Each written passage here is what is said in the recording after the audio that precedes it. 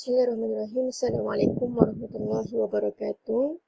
Hari ini kami akan membentangkan subjek ideologi moden di Malaysia.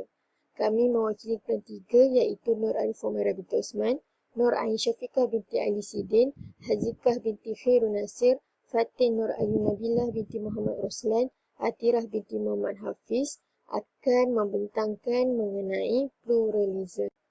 Pengenalan, pluralisme agama di Malaysia ni muncul dari gerakan liberalisme Indonesia. Ia merupakan faktor penting dalam perkembangan liberalisme dan pluralisme di Malaysia. Gerakan liberalisme di Malaysia tidak memakai perkataan liberal, di mana pertubuhan seperti gerakan liberalisme Indonesia. Tapi, gerakan liberalisme di Indonesia secara terang-terangan menggunakan perkataan liberal pada pertubuhan masing-masing. Contohnya jaringan Islam liberal.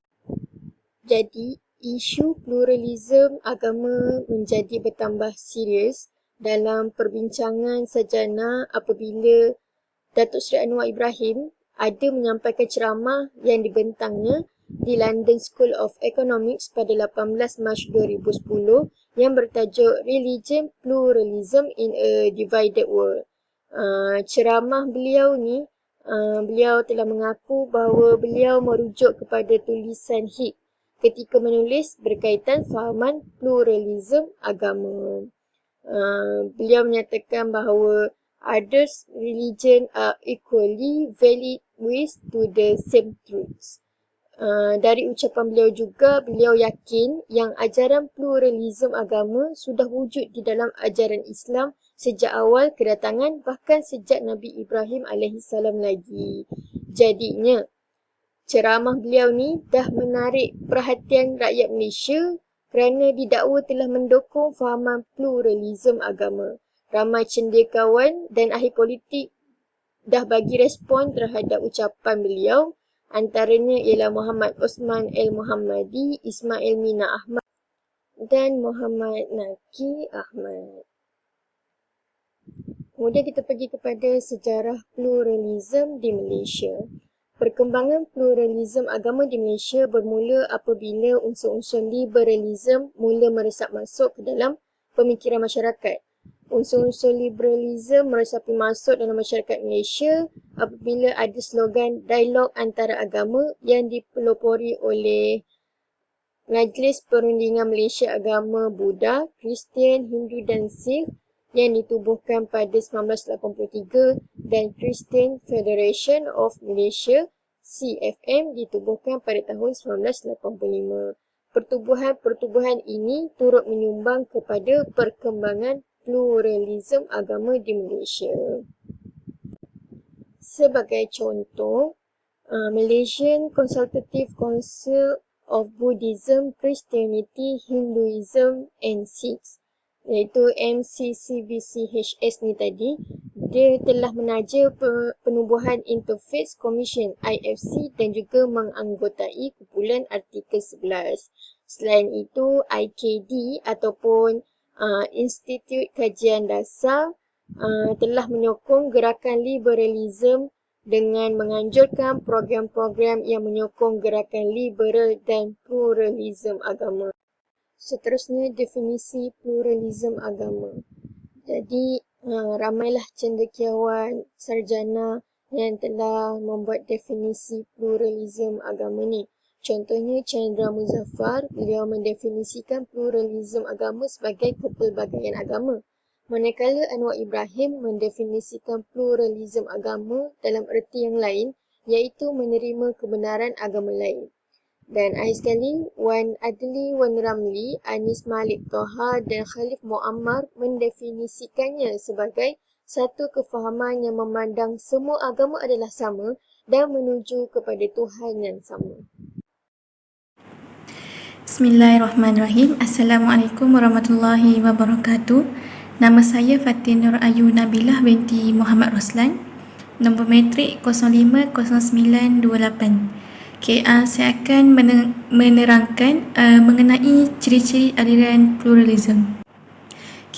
Ciri-ciri aliran pluralisme ni ada 5.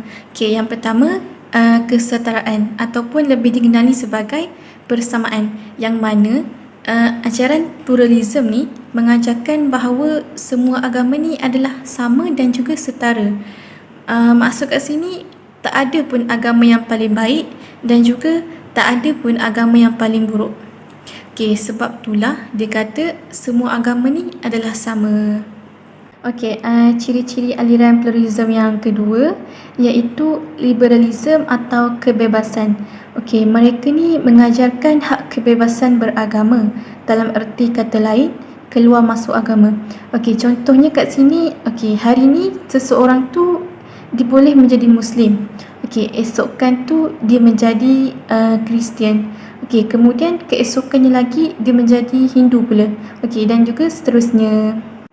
Yang ketiga pula iaitu relativism. Okey, ini adalah implikasi dari kedua watak yang sebelumnya. Okey, ajaran pluralism agama ni mengajarkan agama relatif.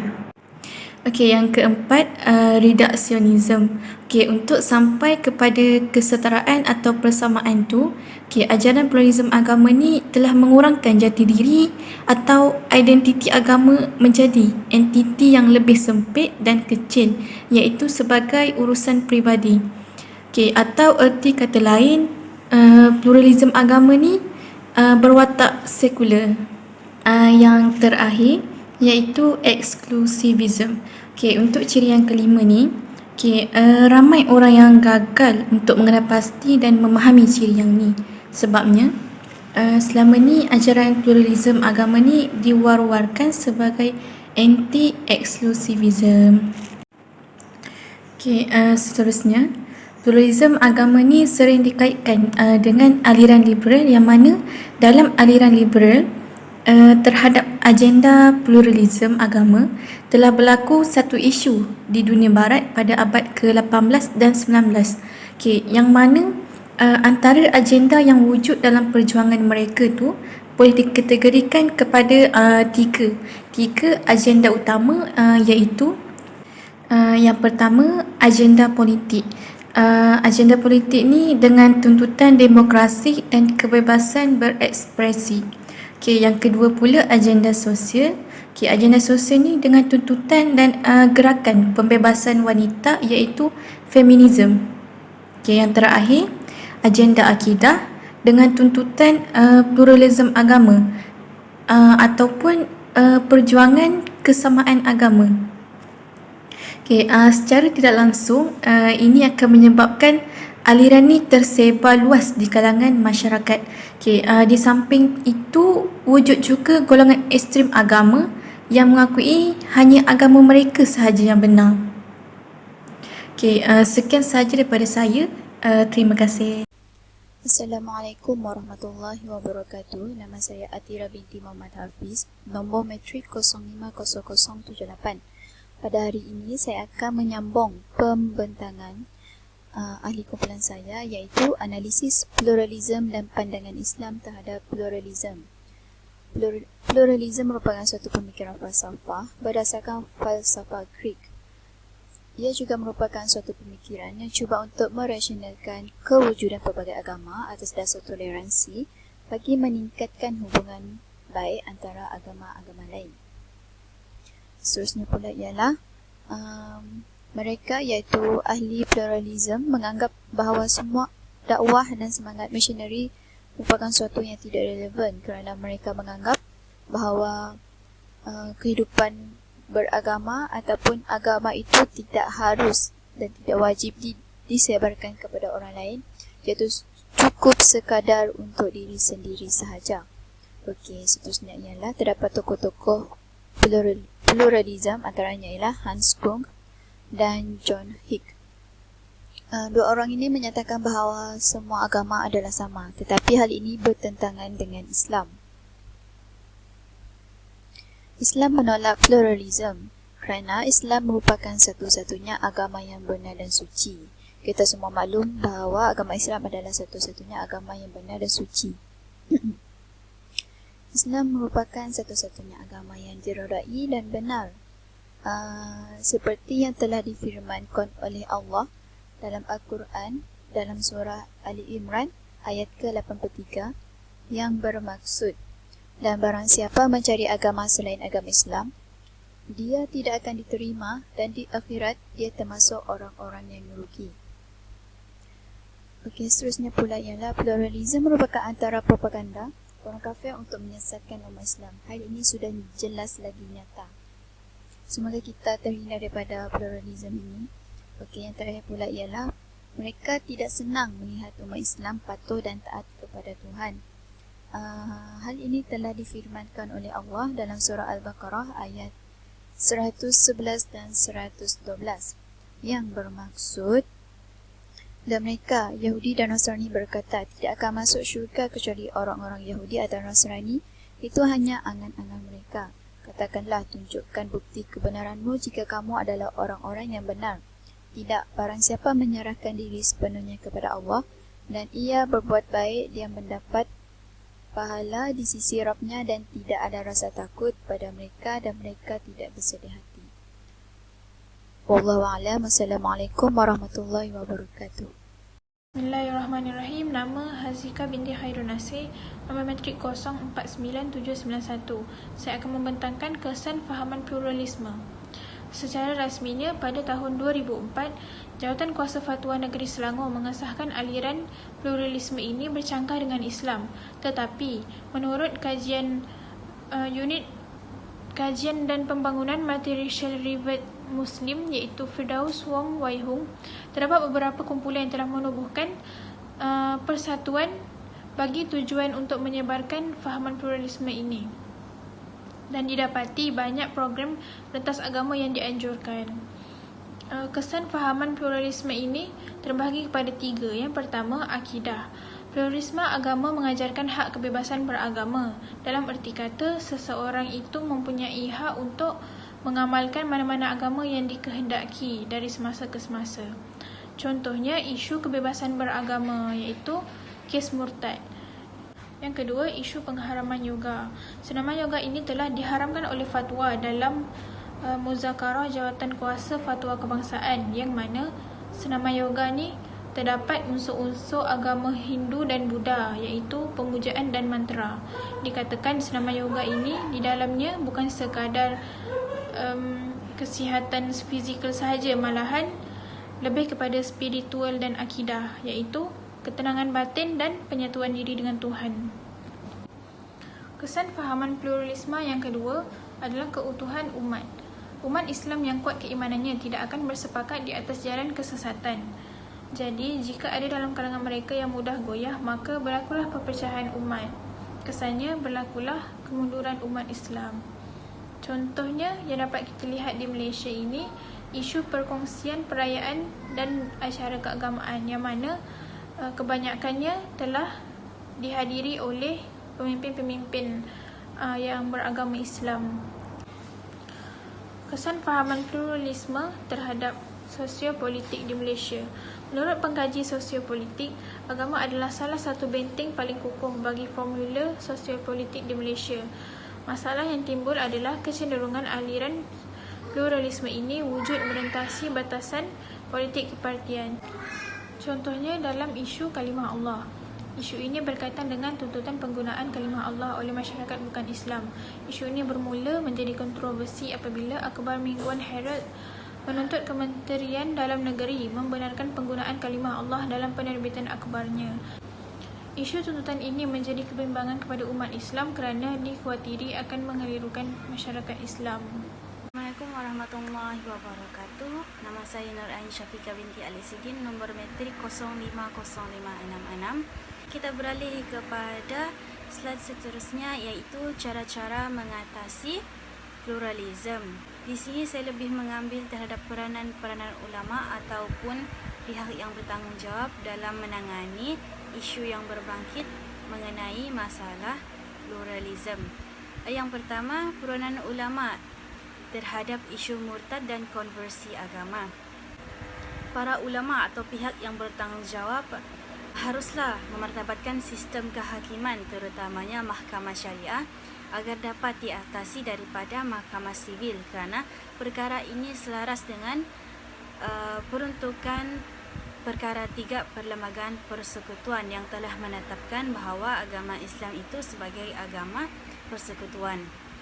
Oleh itu, sistem ni haruslah dipergiatkan dengan lebih mendalam dalam mengatasi isu pluralisme dalam beragama. Nombor 2, iaitu peranan ulama dalam menangani isu cinta rentas agama. Di sini saya mengambil poin pelaksanaan pendidikan dan pelaksanaan program institusi ataupun seminar keagamaan. Dalam hal ini, pelbagai kaedah dan pelaksanaan yang boleh dipergiatkan bagi menangani isu cinta rentas agama seperti yang saya sebutkan tadi, agar membantu mereka dalam memberi kesedaran dalam mempunyai pasangan yang berlainan agama, juga boleh menimbulkan isu berbangkit yang tidak diingini dalam beragama. Pelaksanaan program institusi pendidikan dan seminar keagamaan juga haruslah dipergiatkan dan dilaksanakan dalam membincangkan isu kontemporer Islam. Seterusnya yang ketiga, iaitu peranan ulama terhadap perayaan bersama. Dalam hal ini, muzakarah Jawatankuasa Fatwa Majlis Kebangsaan bagi Hal Ehwal Agama Islam Malaysia kali ke-68 bersidang pada 12 April 2005 telah membincangkan garis panduan orang Islam merayakan Hari Kebesaran Orang Bukan Islam adalah seperti berikut. Yang pertama, majlis tersebut tidak disertakan dengan upacara bertentang dengan akidah. Majlis tersebut tidak disertakan dengan perbuatan yang bertentangan dengan syarak seperti pakaian yang melambangkan agama lain. Majlis tersebut tidak disertakan dengan perbuatan yang bertentangan dengan akhlak dan masyarakat budaya Islam. Majlis tersebut tidak disertakan dengan perbuatan yang dapat menyentuh sensitiviti masyarakat Islam. Seterusnya, pihak penganjur dan orang ramai diminta agar mengambil pendapat daripada pihak yang berkuasa ketika ingin menganjurkan atau melaksanakan sebuah majlis perayaan orang yang beragama bukan Islam. Apa yang dapat disimpulkan atau apa yang dapat dirumuskan terhadap pluralisme ini, bahawa pluralisme dapat dilihat dari pelbagai aspek, iaitu aspek baik maupun aspek buruk dalam mewujudkan dan membina sebuah keharmonian pelbagai agama yang wujud di atas muka bumi ini, terutamanya Malaysia. Sebagai aspek penting adalah sebuah pengiktirafan dan kewujudan terhadap agama yang lain, dan ianya sesuatu yang harus diakui. Sikap keterbukaan dalam menghasilkan suatu sifat yang saling menghormati dan menjaga kesucian agama tanpa mendatangkan sebuah ancaman atau propaganda terhadap Islam. Agama Islam mengakui perbezaan agama tetapi tidak mengakui akan kebenarannya. Itu adalah suatu perkara yang perlu orang Islam perlihatkan. Agama Islam juga adalah agama yang diredai Allah Subhanahu Wa Taala. Aliran pluralisme ini sebaiknya haruslah dibendung dan dimenteras dengan seutuhnya agar tidak menyentuh dan merosakkan akidah umat Islam, terutamanya golongan anak muda pada masa kini. Wallahu a'lam. Wabillahi taufiq wal hidayah. Assalamualaikum warahmatullahi wabarakatuh. Itu saja daripada kumpulan kami. Sekian.